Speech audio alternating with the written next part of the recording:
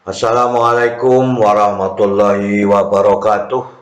Kita kembali belajar OSN Fisika. Chapter 35, kita melanjutkan pembahasan soal-soal pusat massa, momentum, dan tumbukan linier. Semoga kita selalu diberikan nikmat kesehatan, juga keluarga kita, sehingga kita dapat beraktivitas kembali seperti biasanya. Semoga paparan video ini dapat membantu dan mempermudah belajar mandiri OSN Fisika pada pusat massa, momentum, dan tumbukan linier.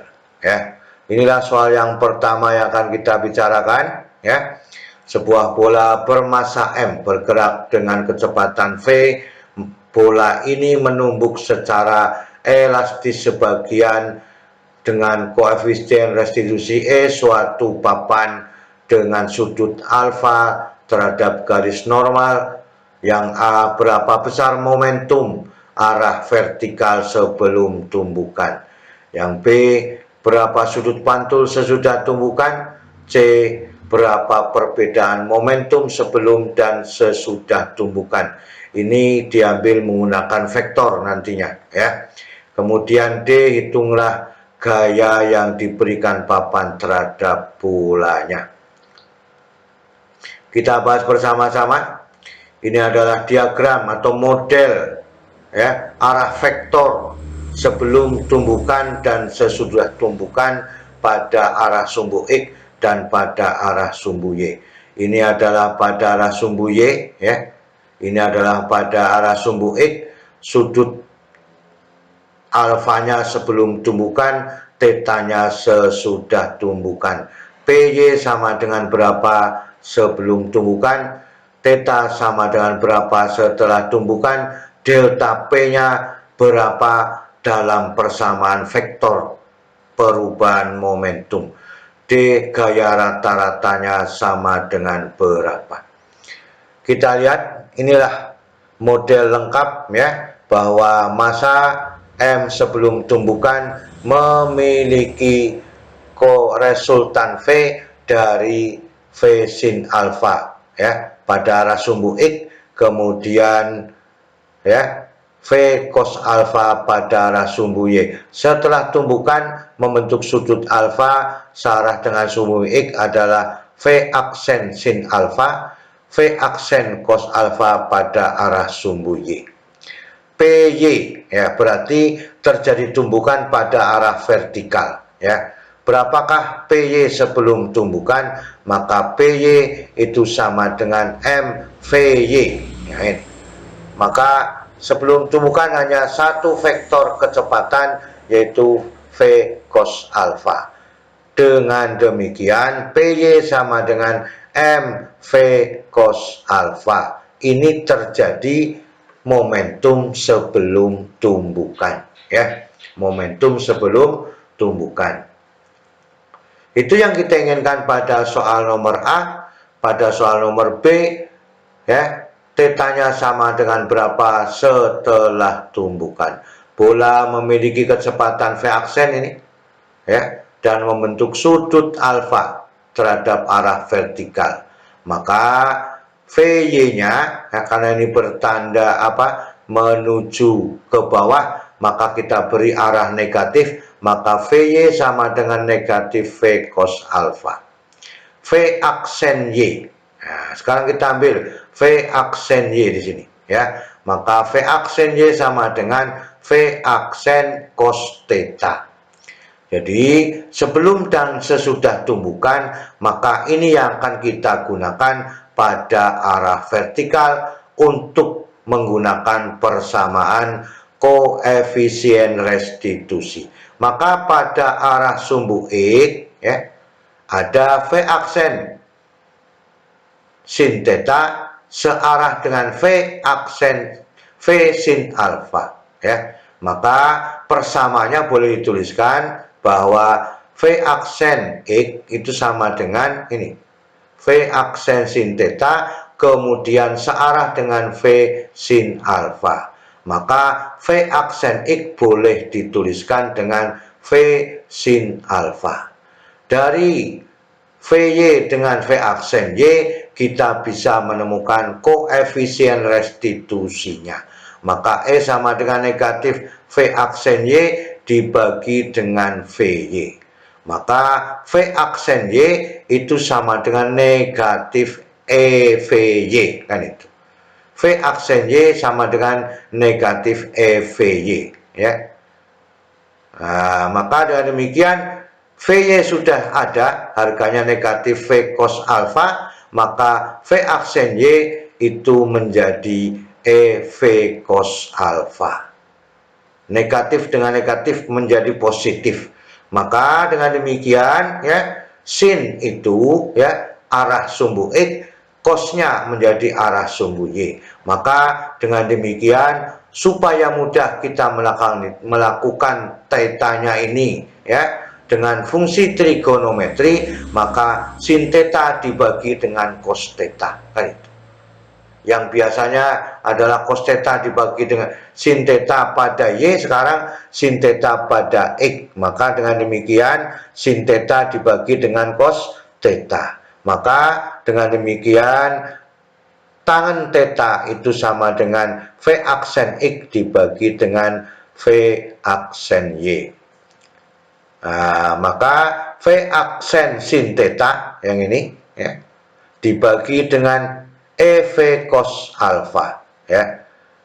EV cos alfa. V aksen sin theta sama dengan V sin alfa. Maka diganti menjadi V sin alfa dibagi dengan EV cos alfa.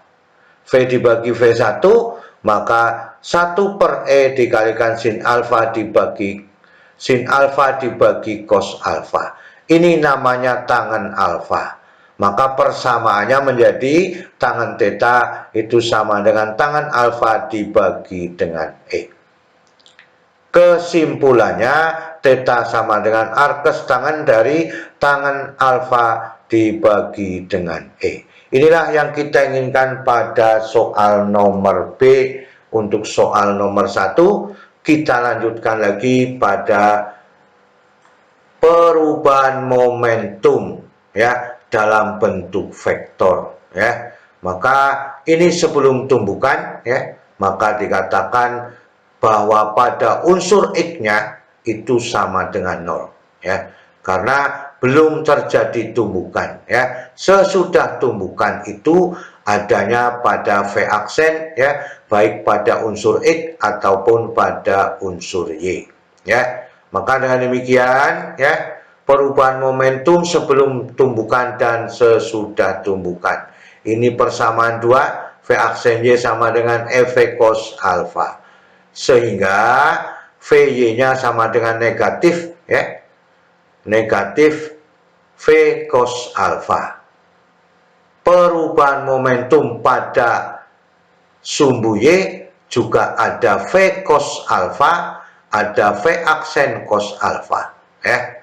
Dengan V aksen, ya, dengan V aksen Y sudah ada harganya, maka dengan demikian delta P dalam persamaan vektor adalah delta PXI ditambah delta PYJ, ya.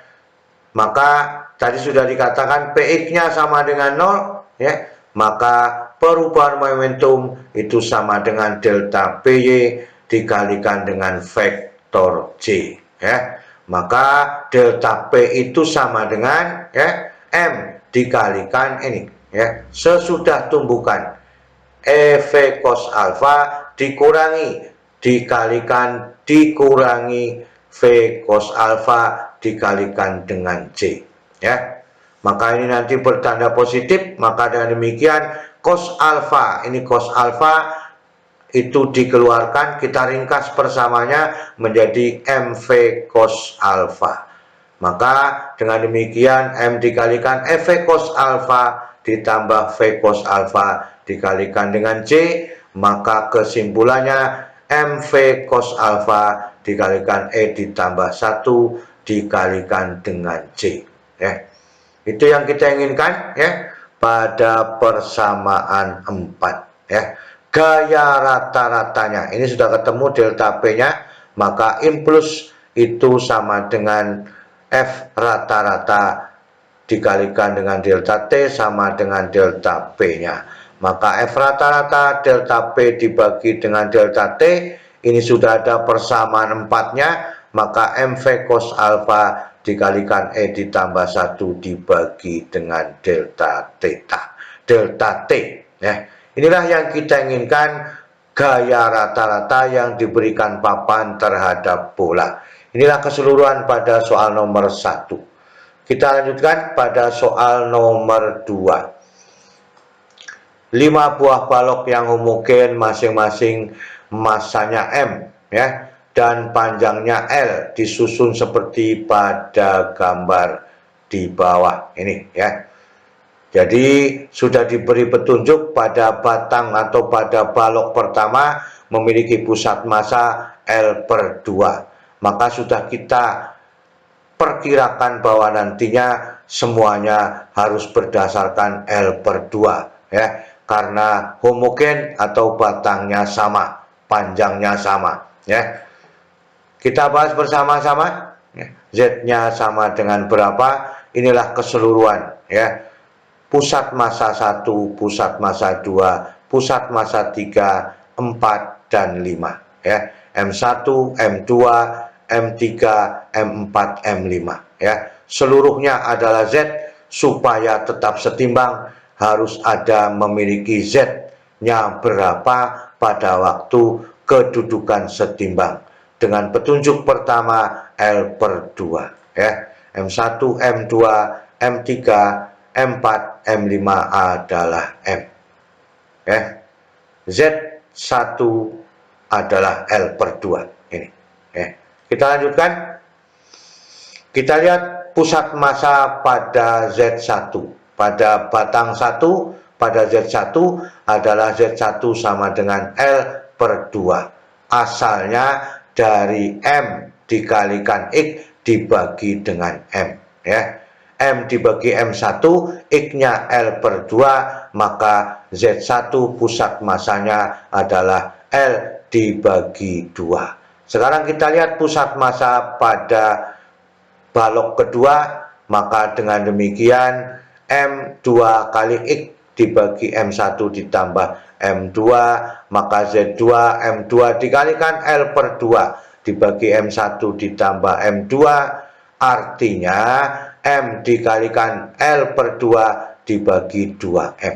Jadi ini akan bertambah nanti pada balok ketiga, keempat, kelima. Maka L dibagi dengan 4 adalah pusat massa pada balok kedua, kita sebut sebagai Z2, L dibagi dengan 4. Sekarang kita lihat pada Z3, di sini sudah ada petunjuknya 2M, maka kalau Z3 3M ya, maka MX dibagi dengan 3M, maka L dibagi dengan 6 ya.